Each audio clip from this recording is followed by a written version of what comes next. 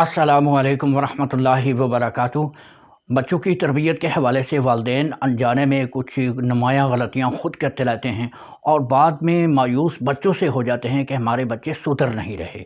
आप इन गलतियों से अवॉइड करें, फिर नतीजा देखें। नंबर 1, दूसरों के सामने बच्चे को डांटना या सज़ा देना। इससे बच्चा अपनी इंसल्ट महसूस करता है और दूसरों के सामने ख़ुद को हकीर महसूस करना शुरू कर देता है। नंबर 2, बच्चों से प्यार मोहब्बत कम करना। इससे बच्चे मोहब्बत को तरसते रहते हैं और उन्हें दूसरे लोगों पर इन्हिसार करने की आदत पड़ जाती है। नंबर 3, ख़ुद अमल न करना।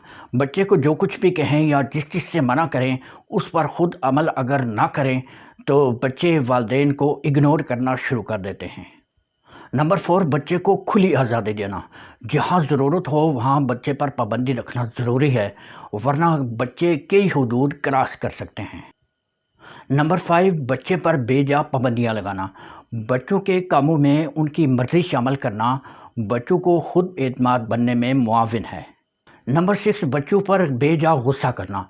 बेजा गुस्सा करने से बच्चे के अंदर मुखालिफ जज्बात पैदा हो जाते हैं।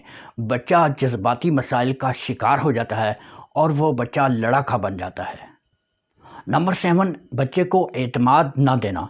बच्चे पर भरोसा ना करने से बच्चे धोखा देना शुरू कर देते हैं, यूँ उनकी बेहतर शख्सियत नहीं बन पाती।